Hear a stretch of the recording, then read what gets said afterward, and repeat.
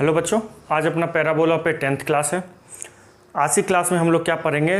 Tangent of parabola पढ़ेंगे, tangent का equation derive करेंगे। 9th क्लास में हम लोग देख चुके थे पैराबोला का टेंजेंट के कंडीशन क्या होते हैं। क्या देखे थे?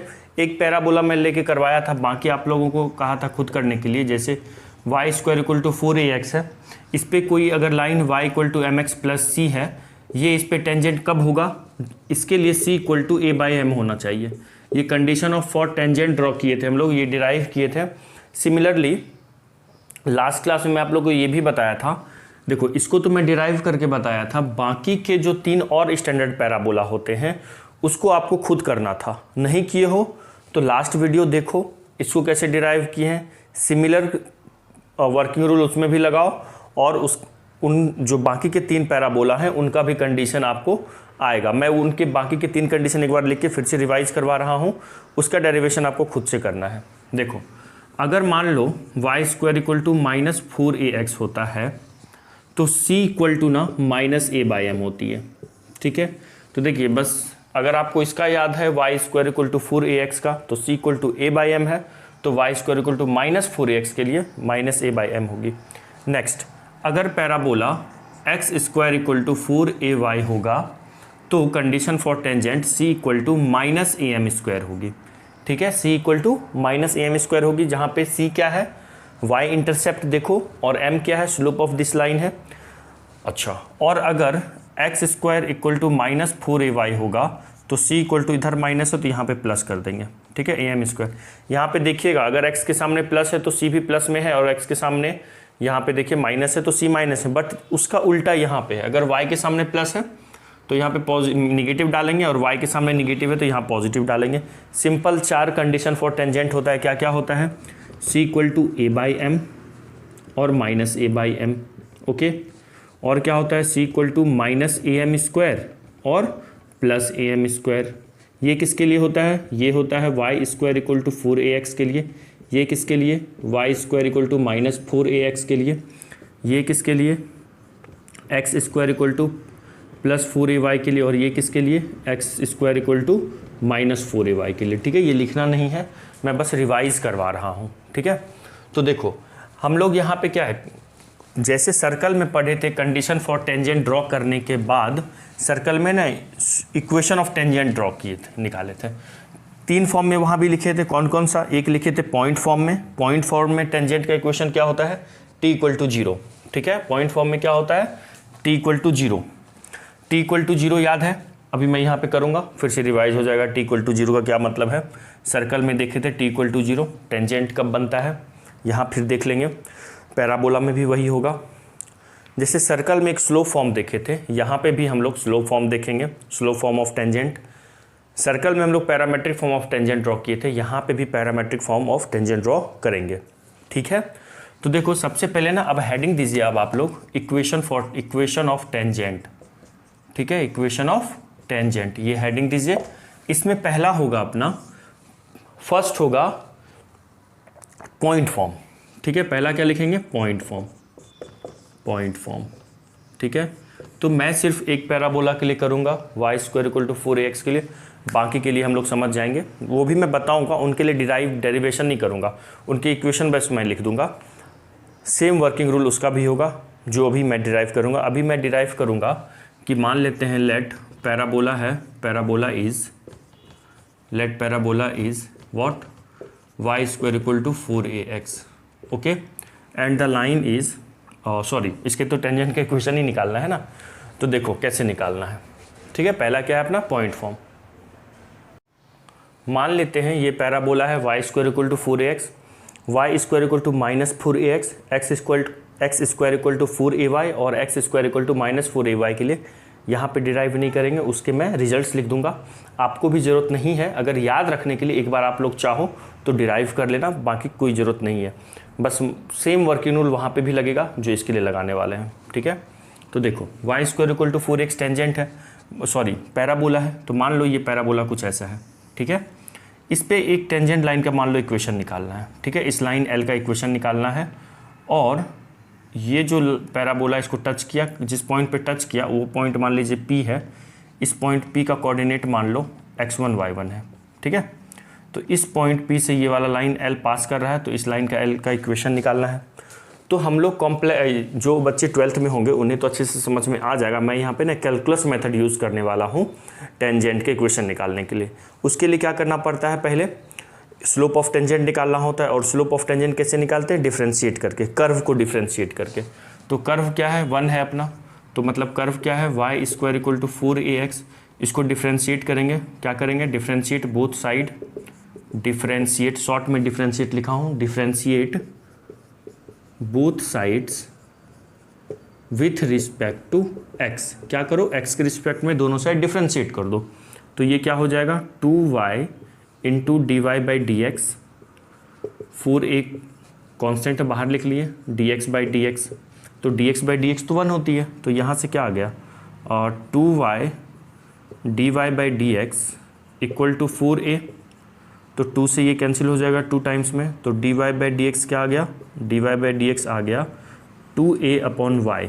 ओके, तो dy/dx की वैल्यू मतलब स्लोप की वैल्यू कहाँ पे, x1 y1 पे निकालते हैं, वो कितना आ गया, 2a/y1 आ गया ना, 2a/y1।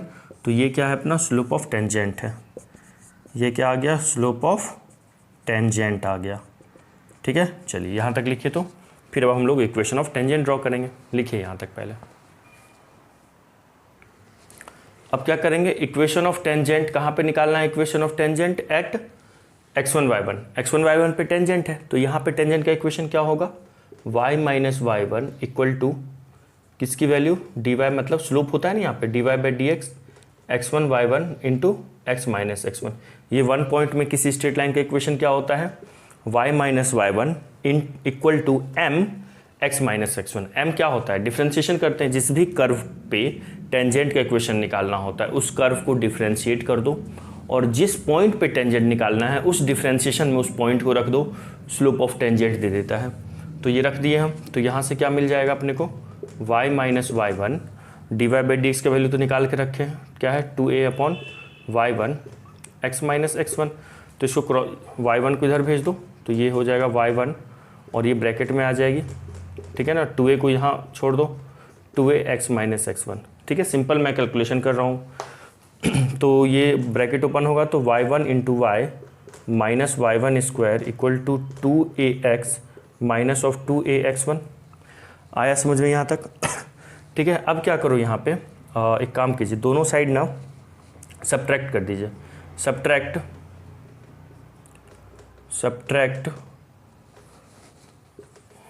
यहाँ तक लिखिए, पहले यहाँ तक लिखिए तो फिर करते हैं। अब यहाँ पे ना सब्ट्रैक्ट कर दो, सब्ट्रैक्ट -2ax1 बोथ साइड्स, या फिर एक काम ऐड लिखो, सॉरी यहाँ पे ना ऐड लिख दो, ऐड -2ax1। एक काम करो यार, सब्ट्रैक्ट ही लिखो, कंफ्यूज हो जाओगे नहीं तो। लिखो सब्ट्रैक्ट 2ax1 बोथ साइड्स। यहाँ पे क्या कर रहे हैं, दोनों साइड ना, इसमें दोनों साइड 2ax को सब्ट्रैक्ट कर रहे हैं। ठीक है, तो LHS में भी सब्ट्रैक्ट करेंगे, तो क्या है LHS में, y × y1 -y1², है ना। और एक काम कीजिए, ये 2ax है ना, यही रहने दो। ठीक है, 2ax1 को इधर भी सब्ट्रैक्ट कर लिए, और इधर क्या हो गया, 2ax - 2ax1, और एक 2ax1 तो सब्ट्रैक्ट भी करना है ना। इतना तो था ही, ये वाला टर्म और ये वाला टर्म तो हमारा पहले से था ही। -2ax में दोनों तरफ क्या कर दिए, सब्ट्रैक्ट कर दिए। तो क्या हो गया यहाँ पे, -2ax और यहाँ भी -2ax। तो देखिए यहाँ से y - y1 -2ax1, और ये जो 2ax1 है ना, इसको LHS में लेके चले जाओ, ये -2ax1 को LHS में लेके चले जाओ, तो क्या हो जाएगा, माइनस ये भी हो जाएगा, +2ax को LHS में लेके चले जाओ, तो ये हो जाएगा -2ax। इधर देखिए -2ax1 और -2ax1, ये हो जाएगा -4ax1। और एक काम कीजिए, ये जो y1² है ना, इसको राइट हैंड साइड में ले आइए, तो प्लस में y1² हो गया। ऐसा क्यों कर रहे हैं अभी मैं आपको दिखा रहा हूँ। ठीक है, तो देखो यहाँ पे आ गया y1 -2a कॉमन ले लिए, x + x1 = y1² - 4ax1, है ना। अब सुनो, इस पैराबोला का इक्वेशन क्या था, बताओ, इस पैराबोला का इक्वेशन क्या था, Y square equal to 4ax था ना। इस पैराबोला का इक्वेशन क्या था, Y square equal to 4ax। तो इसको मैं ये लिख सकता हूँ क्या, Y square minus 4ax equal to 0। अब इस पैराबोला पे ये पॉइंट लाई करता है x1 y1, तो इस x1 y1 को इस पॉइंट लाई करता है, तो मतलब इस पैराबोला को सेटिस्फाई करेगा। पैराबोला पे अगर कोई पॉइंट लाई करता है तो वो पैराबोला के इक्वेशन को क्या करेगा, सेटिस्फाई करेगा। तो इसको हम पैराबोला के इक्वेशन में रख देते हैं। तो ये क्या हो जाएगा, y1 स्क्वायर माइनस 4ax1। देखो ये पॉइंट इस पे लाई कर रहा है तो सेटिस्फाई करेगा। तो y1 y के जगह पे y1 आएगा और x की जगह पे x1 आएगा इक्वल टू 0।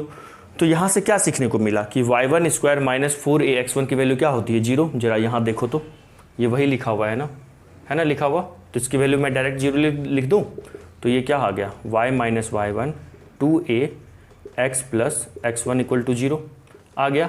यही है equation of tangent in point form. Equation of tangent in point form, ये क्या है, equation of tangent in point form है, लिख लीजिए। और जब देखो ये जो है ना लिखा हुआ, ये जानते हो क्या लिखा हुआ है, ये t इक्वल टू 0 लिखा हुआ है।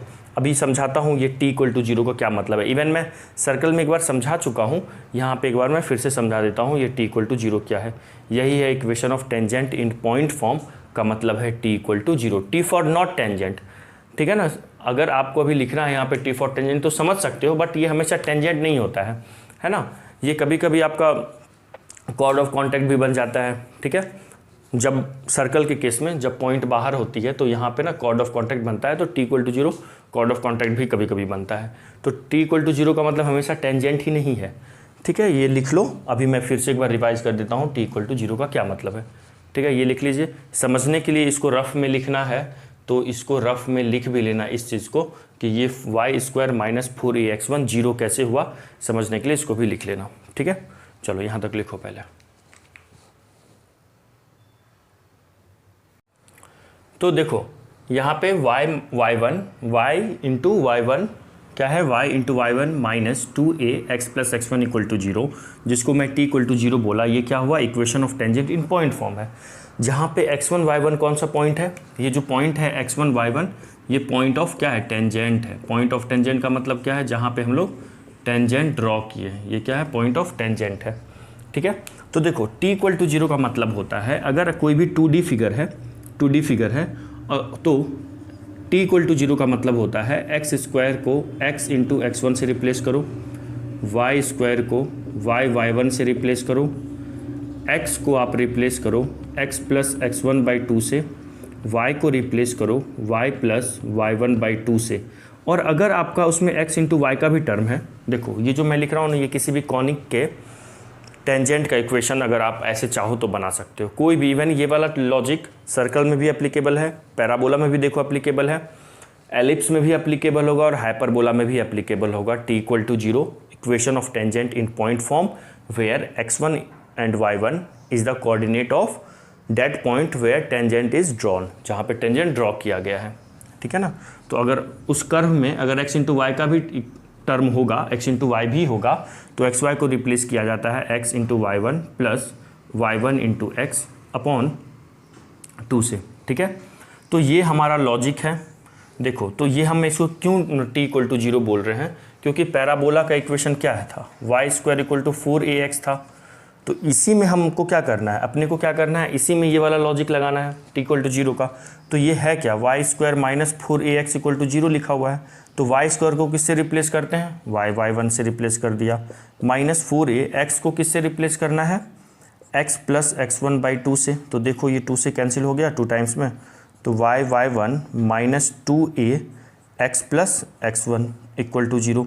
यही तो है टेंजेंट का इक्वेशन, देखो यही तो लिखा हुआ है, यहाँ पे लिखा हुआ है ना। तो यही इसी को कहते हैं t equal to 0 point form में टेंजेंट का इक्वेशन होता है। t equal to 0 point form में टेंजेंट का इक्वेशन होता है। This is applicable for circle, parabola, hyperbola, ellipse, for all conic, ठीक है ना। सभी कॉनिक के लिए ये अप्लीकेबल है। आई बात समझ में, ये वाला कंसेप्ट। तो अब देखो हम लोग क्या किए, पॉइंट फॉर्म में टेंजेंट का इक्वेशन लिख दिए, अब हम लोग लिखेंगे पैरामेट्रिक फॉर्म में, ठीक है। तो यहीं पे मैं पैरामेट्रिक फॉर्म में ड्रॉ करता हूँ। देखो ये कौन से पैराबोला पे था, ये कौन से पैराबोला पे था, y square equal to 4ax पे था ना पैराबोला क्या था अपना, Y square equal to 4ax। तो इस पे पैरामेट्रिक कोऑर्डिनेट क्या होता है, इस पे कोई भी पैरामेट्रिक कोऑर्डिनेट क्या होता है, क्या होता था, 80 स्क्वायर कॉमा 280, है ना। तो ये x1 की वैल्यू है, ये y1 की वैल्यू है, कुछ नहीं करेंगे, x1 y1 की वैल्यू इसमें रख देंगे और अपना इक्वेशन पैरामेट्रिक फॉर्म में आ जाएगा। ठीक है, तो इसको पहले लिखिए, फिर मैं पैरामेट्रिक फॉर्म बना के बताता हूँ। लिखो पहले इसको, लिख लिए वो। अब हेडिंग दो, equation of tangent in parametric form. Parametric form का मतलब होगा जो x1 y1 ये कार्टेशियन कोऑर्डिनेट है, इस पे हम लोग पैरामेट्रिक कोऑर्डिनेट रख लेंगे। तो देखिए इसमें हेडिंग में लिखिएगा, देखिए y, मैं एक फिगर बनाया पैराबोला का, इस पैराबोला का इक्वेशन मान लिए हैं क्या है, Y square equal to 4ax। इसके किसी पॉइंट p x1 y1 पे ये टेंजेंट का इक्वेशन है। अगर मैं ये जो x1 y1 है इस पे ये टेंजेंट का इक्वेशन है, इसी को मैं ये भी तो बोल सकता हूँ, ये कोऑर्डिनेट मान सकता हूँ ना, 80 स्क्वायर कॉमा 280 मान सकता हूँ कि नहीं मान सकता हूँ, इस पैराबोला पे मान सकता हूँ। तो क्या करेंगे, जहाँ पे y1 है वहाँ पे क्या रखूँगा मैं, 280। देखो ये y1 का मतलब 280 और x1 का मतलब 80 स्क्वायर, तो y1 की जगह पे 280 रख देंगे, माइनस 2ax प्लस x1 की जगह पे क्या रखेंगे, 80 स्क्वायर, है ना। तो ये कितना हो जाएगा बताओ, 2a से सॉरी इक्वल टू 0 है ना, इधर लिखा हुआ है ना। तो देखिए यहाँ पे क्या करेंगे, 2a कॉमन आ रहा है ना, तो 2a कॉमन ले लो, तो क्या हो गया, yt minus x plus 80 square. Okay, ऐसा है। या एक काम कीजिए, ऐसा मत कीजिए, ये वाला टर्म ना LHS में भेज दो, वो ज़्यादा आसान रहेगा। ये क्या है, 280y equal to 2ax plus 80 square, है ना। 2a कैंसिल हो गया, तो क्या मिला अपने को, मिला yt equal to x plus 80 square. मिला या नहीं मिला, तो ये किसका इक्वेशन हो गया बच्चों, ये आ गया टेंजेंट का इक्वेशन पैरामेट्रिक फॉर्म में। कितना सिंपल है, कौन से पैराबोला पे, Y square equal to 4ax पे। टेंजेंट का इक्वेशन क्या आ गया, yt equal to x plus 80 square. आप लोग बाकी के 3 पैराबोला के लिए भी सिमिलर कंडीशन लगाना, डिराइव करना और देखना आंसर सबके मिलेंगे, आंसर सबके अलग अलग आएंगे। अभी मैं सबका आंसर एक टेबल बना के लिख दूंगा, तुमको करना है और सबके आंसर मैच करने हैं। ठीक है, तो ये क्या आ गया, पैरामेट्रिक फॉर्म टेंजेंट का आ गया। कौन से पैराबोला पे, Y square equal to 4ax पे, किस पॉइंट पे, x1 y1 पे, जहाँ पे x1 क्या था 80 स्क्वायर और y1 क्या था 280। आया समझ में। नाउ हम लोग क्या क्या देख चुके, पॉइंट फॉर्म देख चुके, पैरामेट्रिक फॉर्म देख चुके। अब हम देखेंगे स्लोप फॉर्म। स्लोप फॉर्म क्या होता है, y equal to mx plus c. बस c के जगह पे क्या करना है, कंडीशन फॉर टेंजेंट लिख देना है। c की जगह पे क्या लिख देंगे, a बाई m। आ रही है ना बात समझ में, तो इसको लिखिए। नेक्स्ट लिखेंगे equation of tangent in slope form, ये पहले लिख लो। देखो ये बहुत सिंपल है, equation of tangent in slope form में जैसे सर्कल में भी देखे थे, y equal to mx plus c की जगह पे कंडीशन फॉर टेंजेंट डालते थे। सर्कल में condition for tangent standard circle पे क्या होता था, c equal to plus minus r under root 1 plus M square. क्या होता था वहाँ पे, c equal to plus minus r under root 1 plus M square. R क्या होता था, रेडियस ऑफ सर्कल, और एम तो स्लोप ऑफ टेंजेंट होता था। उसी तरह यहाँ पे क्या करेंगे, सी के जगह पे condition equation of tangent in slope form, इसका आंसर हो जाएगा y equal to M x plus सी। सी के जगह पे क्या लिखना है, कंडीशन फॉर टेंजेंट। तो कंडीशन फॉर टेंजेंट क्या होता है, सी equal to A by M होता है ना। इस अभी डिस्कस भी किए क्लास के स्टार्टिंग में, और लास्ट क्लास में भी हम लोग डिस्कस कर चुके हैं कि Y square equal to 4ax पे y equal to mx plus c कब टेंजेंट होगा, y square equal to 4ax पे y equal to mx plus c. ये स्ट्रेट लाइन है, ये कौन सा स्ट्रेट लाइन है, y equal to mx plus c. ये कब टेंजेंट होगा, जब c की वैल्यू a बाई m होगी। तो वही मैं यहाँ पे सब्सटीट्यूट कर दिया, तो ये अपना आ गया, है ना। तो ये स्लोप फॉर्म आ गया। बाकी के 3 पैराबोला के लिए आप खुद करना, तीनों फॉर्म खुद करना। पॉइंट फॉर्म निकालने के लिए आप कैलकुलस वाला कंसेप्ट अप्लाई करना, कैलकुलस वहाँ से पॉइंट फॉर्म आ जाएगा। सिमिलर है, वहाँ पे भी t इक्वल टू 0 होगा। सिंपल ध्यान रखो, वहाँ भी t इक्वल टू 0 होगा। y स्क्वायर को रिप्लेस करना है y1 से, x स्क्वायर को रिप्लेस करना है x1 से, x को रिप्लेस कर देना x प्लस x1 बाई 2 से, y को रिप्लेस कर देना y प्लस y1 बाई 2 से। ठीक है, तो वहाँ से जो भी पॉइंट फॉर्म आएगा, उसके बाद वहाँ उस x1 y1 पे हम लोग क्या करेंगे, पैरामेट्रिक कोऑर्डिनेट रख देंगे। जैसे अगर ये सर्कल हो जाएगा पैराबोला हो जाएगा y square equal to minus 4ax, तो इस पे पैरामेट्रिक कोऑर्डिनेट क्या होता है, माइनस 80 स्क्वायर कॉमा 280, है ना। हम लोग उस दिन भी देखे थे कि 280 कभी भी निगेटिव नहीं आता, निगेटिव ही नहीं रहता, हमेशा यहाँ सामने पॉजिटिव ही रहता है। ठीक है, तो ये इसको लिख लीजिए, फिर बाकी के पैराबोला के लिए मैं लिख के बता देता हूँ। अब देखो टेंजेंट का इक्वेशन सारे फॉर्म में लिखेंगे, जितने भी पैराबोला हैं उन, जैसे 4 स्टैंडर्ड पैराबोला है तो चारों स्टैंडर्ड पैराबोला के लिए हम लोग क्या करेंगे, टेंजेंट का इक्वेशन लिखेंगे और उसको सॉल्व नहीं करेंगे, उनके डेरिवेशन नहीं करेंगे। पहले वाले पैराबोला के लिए हम लोग टेंजेंट के इक्वेशन को डिराइव कर लिए, बाकी के पैराबोला के लिए टेंजेंट का इक्वेशन डिराइव नहीं करेंगे। मैं आपको ट्रिक बता दूंगा, लॉजिक बता दूंगा, आप लोग को भी याद रहेगा। ठीक है, तो देखो कैसे करना है। जैसे पहला वाला पैराबोला है, फर्स्ट पैराबोला क्या था, y² = 4ax है ना, और इस पे मान लो टेंजेंट का इक्वेशन निकालना है। अब इस वाले पैराबोला पे मान लो अपने को टेंजेंट का इक्वेशन निकालना है, तो 3 फॉर्म होता है। कौन कौन सा होता है, एक होता है पॉइंट फॉर्म, ठीक है ना, point form, parametric form, parametric form. देखो अगर कोई भी फॉर्म याद रहे या ना रहे, सिर्फ एक पैरामेट्रिक फॉर्म आप याद रखो। मान लो ये तीनों भूल भी गए, और पहला तो भूल ही नहीं सकते हो, पॉइंट फॉर्म तो सबसे ईजी है। ठीक है ना, तीनों पैराबोला का जो भी, चारों पैराबोला के किसी भी कोई गिवन पॉइंट पे अगर टेंजेंट का इक्वेशन बोले तो पॉइंट फॉर्म तो सिंपल t = 0 होता है, सबके लिए t = 0 होता है। तो जैसे देखो y² = 4ax के लिए है, तो इसके इक्वेशन ऑफ टेंजेंट ड्रॉ करना है अपने को। क्या लिखना है, इक्वेशन ऑफ टेंजेंट लिखना है ना। तो पहला हम लोग कौन सा फॉर्म लिखेंगे, पॉइंट फॉर्म, पॉइंट फॉर्म है ना। तो पॉइंट फॉर्म क्या हो जाएगा, t = 0। आ रही है बात समझ में। इक्वेशन ऑफ टेंजेंट लिखना है, पहला होगा पॉइंट फॉर्म जिसमें t = 0। तो t = 0 में आपको क्या करना है, x1 y1 दिया होगा कि किस पॉइंट पे आपको टेंजेंट ड्रॉ करना है, तभी तो हम ना x1 y1 x² को रिप्लेस कर पाएंगे x1 से।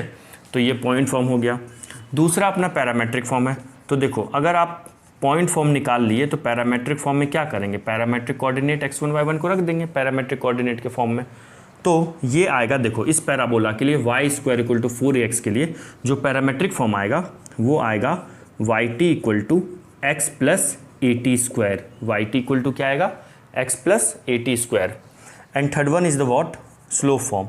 स्लो फॉर्म भी इजी है, बस आपको ना इसमें क्या करना है, होल्ड करना है कि कंडीशन फॉर टेंजेंट होल्ड करना है, y = mx + c। इस केस में स्लो फॉर्म क्या, कंडीशन फॉर टेंजेंट क्या होता है, c = a/m होता है। ये तो पहले वाले पैराबोला के लिए हो गया। अब मान लो बाकी के भी पैराबोला लेते हैं हम लोग। तो जैसे मान लो ये इसका पॉइंट फॉर्म क्या बनेगा, y1 बनेगा ना, इसका पॉइंट फॉर्म क्या बनेगा, y1 बनेगा ना, तो yt = x + at²। ठीक है, और अगर y² = -4ax होता ना, तो यहाँ भी y1 बनता, तो y1 x के सामने माइनस है तो यहाँ माइनस लगा दो। ठीक है, अब देखो नेक्स्ट पैराबोला क्या है, x² = 4ay है ना, ध्यान देना, एकदम ध्यान से देखना। x² = 4ay है तो इसका पॉइंट फॉर्म में क्या बनता है, x1 बनता। तो इसको अगर मैं x1 लिखूंगा तो मतलब यहाँ पे हो जाएगा, अब xt हो जाएगा और यहाँ पे y आ जाएगा, है ना। और नेक्स्ट पैराबोला क्या है, y² = -4ay, तो इसके लिए क्या बनता है, यहाँ पे भी x1 बनता, तो यही रहेगा, y के सामने माइनस, तो यहाँ पे माइनस लगा दो। आ रही है बात समझ में। अब मैं चारों पैरामेट्रिक कोऑर्डिनेट, पहले पैरामेट्रिक इक्वेशन लिखता हूँ टेंजेंट का, फिर डिसाइड करेंगे कि कौन कौन से टेंजेंट का है। ठीक है ना, कौन से पैराबोला का है। एक होता था yt = x + at², एक होता था yt = -x + at², एक होता था xt = y + at², और एक होता था xt = -y + at², है ना। तो ये कौन से पैराबोला के लिए, ये है y² = 4ax के लिए, y1 बनेगा, तो देखो yt है यहाँ पे।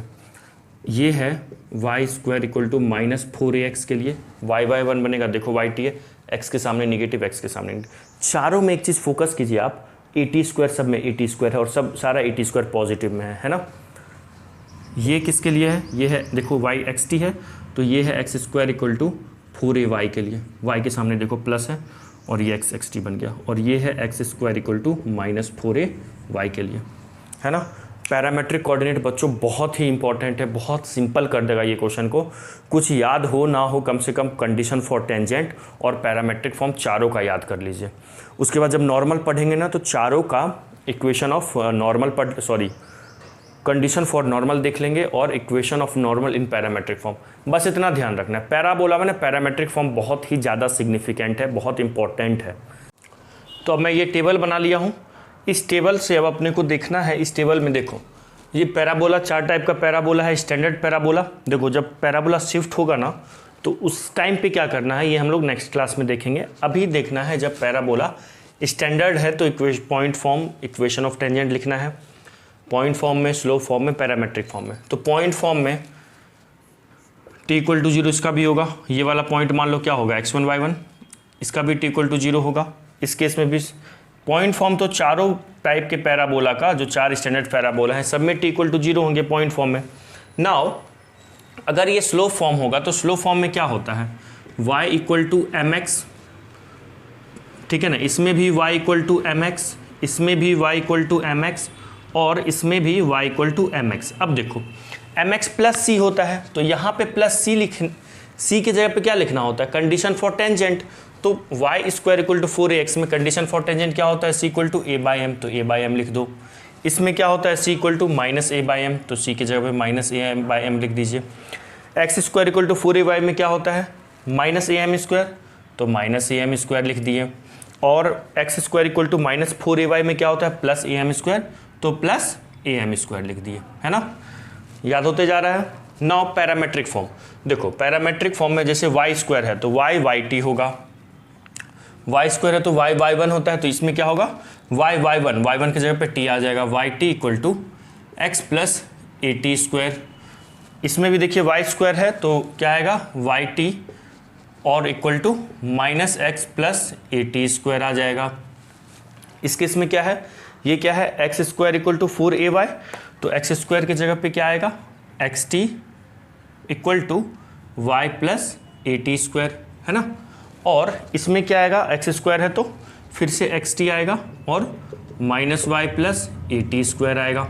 आई बात समझ में। पैरामेट्रिक फॉर्म एक बार फिर से लिखते हैं, ये मिटाता हूँ, रफ कर देता हूँ। पैरामेट्रिक फॉर्म एक बार फिर से लिखते हैं। तो क्या होता है पैरामेट्रिक फॉर्म, देखो y² = 4ax है तो y² है। पॉइंट फॉर्म में क्या होता है, y y1 लिखना होता है, तो यहाँ पे y y1 तो मतलब y y1 होता है, तो मीन्स yt = x + at², बस नथिंग एल्स। उसके बाद ये क्या है, y y1 इसमें भी आएगा, तो यहाँ पे भी क्या हो जाएगा, yt = -x + at²। फिर x² है तो यहाँ पे क्या आ जाएगा, xt, ठीक है। और देखो y के सामने पॉजिटिव है तो +y at², है ना। x² है तो xt आ जाएगा और यहाँ पे y के सामने देखिए निगेटिव है तो -y + at² हो जाएगी। आई बात समझ में। तो इस टेबल को बना लो। अब देखो इन चारों टाइप के पैराबोला के जो टेंजेंट्स होते हैं उनका स्लोप और t में क्या रिलेशन होता है, वो अभी करना है। ये पहले लिख लीजिए, ये टेबल बना लीजिए। देखो अब पढ़ेंगे relation between slope m of tangent, मतलब टेंजेंट का स्लोप m और पैरामीटर t में क्या रिलेशन है। ये भी इंपॉर्टेंट है, कुछ भी नहीं है, मैं एक तरीका आपको बताऊंगा, आपको ज़रूरी नहीं है कि याद ही रखना है। अगर आपको स्लोप फॉर्म ऑफ टेंजेंट और आपको पैरामेट्रिक फॉर्म ऑफ टेंजेंट पता है तो इसको भी आराम से लिख सकते हैं। तो देखो क्या होता है, पहला है y² = 4ax, है ना। इस पे स्लोप फॉर्म ऑफ टेंजेंट क्या होता है, y = mx + c की जगह पे a/m आ जाती है ना। ये क्या है, टेंजेंट का स्लोप फॉर्म। ये क्या हो गया, स्लोप फॉर्म ऑफ टेंजेंट है ना। नेक्स्ट अगर मैं इसी का पैरामेट्रिक फॉर्म ऑफ टेंजेंट बनाऊं तो क्या बनाऊंगा, yt = x + at², है ना। अब देखो इसको हम कन्वर्ट करेंगे इस फॉर्मेट में। ये क्या है, y = mx + c है तो क्या हो जाएगा बताओ, y = 1/t x, t को RHS में ले जाओ, y = 1/t x + at² होगा, तो एक t से एक t कैंसिल हो जाएगा, तो यहाँ पे क्या बचेगा, at। तो अगर मैं ये मान लो फर्स्ट है, ये सेकंड है, कंपेयर करूँ, बाय कंपेयर वी गेट, क्या मिलेगा हमें फ्रॉम फर्स्ट, या ऐसे लिख दो, या लिखने की ज़रूरत है नहीं, कंपेयर करो आप। x का कोफिशिएंट m है, यहाँ पे x का कोफिशिएंट क्या है, t है, तो हम कह सकते हैं सो m = 1/t, हाँ या ना, कह सकते हैं ना। या हम ऐसा भी कह सकते हैं t = 1/m, बस ये ध्यान रखना है, हो जाएगा अपना। आ रही है बात समझ में? t equal to 1/m। अगर आपको कोई फॉर्म भी नहीं याद है टेंजेंट के इक्वेशन का, स्लोप फॉर्म भी भूल गए आप, या फिर आप पैरामेट्रिक फॉर्म भी भूल गए, तो स्लोप ये रिलेशन कम से कम याद रखोगे, m इक्वल टू 1/t या t इक्वल टू 1/m, तो हो जाएगा। इसको लिखो, फिर दूसरे वाले पैराबोला के लिए देखते हैं। देखो सेकेंड पैराबोला के लिए क्या लिखा मैं, वाई स्क्वायर इक्वल टू क्या लिखा, Y square equal to -4ax लिखा। तो y इक्वल टू, इसके स्लोप फॉर्म ऑफ टेंजेंट क्या होता है, y equal to mx plus c के जगह पे -a/m आएगा, सही है। और पैरामेट्रिक फॉर्म क्या होता है, yt equal to -x plus at square. तो मुझे इन दोनों को कंपेयर करना है, तो t को मैं LHS RHS में ले जाऊँगा, तो -1/t, at square by T होगा, तो टी कैंसिल हो जाएगा, तो क्या आएगा, y equal to -1/t x plus at square. फिर से कंपेयर करेंगे तो देखिए यहाँ पे x का कोफिशिएंट -1/t है और यहाँ पे क्या m है, तो हम कह सकते हैं m इक्वल टू -1/t या t इक्वल टू -1/m हो गया। तीसरा पैराबोला देखेंगे, इसको लिख लो पहले। देखो अगला पैराबोला लिया, x square equal to 4ay लिया। स्लो टेंजेंट का इक्वेशन मैं किस फॉर्म में लिखा, स्लोप फॉर्म में, y equal to mx plus c के जगह पे कंडीशन ऑफ टेंजेंट आएगा, -am स्क्वायर इसमें होता है, और अगर यहाँ माइनस हो जाएगा तो उसका plus am square condition of tangent हो जाता है। इसका पैरामेट्रिक फॉर्म क्या होता है, देखो x स्क्वायर है, देखो मैं आपके साथ बोल बोल के लिख रहा हूँ कि तुम लोगों को भी याद हो, है ना। तो ये क्या हो जाएगा यहाँ पे, xt equal to, x square है तो xt हो जाएगा, है ना, x1 बनेगा, तो xt equal to y plus at square. Okay, अब अगर मैं इसको कंपेयर करना चाहूँ किससे, इससे, तो y तो अकेले है, तो y को पॉजिटिव में रखो, इस at स्क्वायर को इधर ले लो, तो xt माइनस at स्क्वायर। आई बात समझ में? तो अब अगर ये फर्स्ट और सेकंड को देखें, कंपेयर करें, तो m की वैल्यू क्या आ गई, from first and second, from first and second m is what, t equal to, m की वैल्यू t के इक्वल होगी ना, m की वैल्यू यहाँ पे t के इक्वल होगी। इस केस में मतलब y square x square equal to 4ay में पैरामीटर t और slope of m, slope tangent का स्लोप में क्या रिलेशन होता है, से दोनों सेम होते हैं, ठीक है। इसको लिख लीजिए।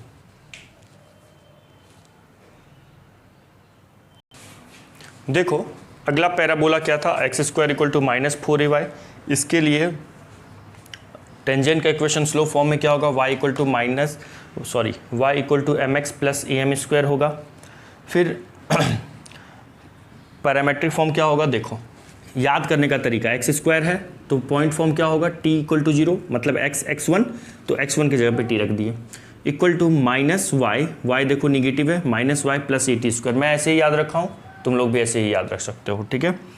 तो अब इससे कंपेयर करना है, तो y का कोफिशिएंट इसमें प्लस है, यहाँ माइनस है, इसको प्लस बनाने के लिए इसको RHS में लाएं और xt को LHS में, -y को LHS में लेके आए और xt को RHS में लेके चले गए, तो ये -x हो गया।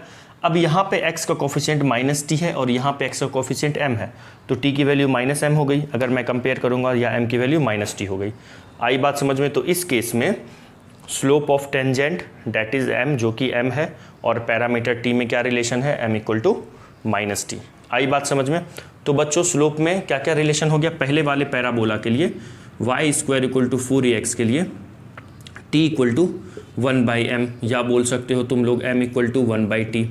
अगर parabola y square equal to, चलो यहीं पे नीचे लिख देते हैं, अगर पैराबोला होता y square equal to -4ax, y square equal to -4ax, तो t की वैल्यू क्या होगी, -1/m, या फिर कह सकते हो m की वैल्यू -1/t, है ना।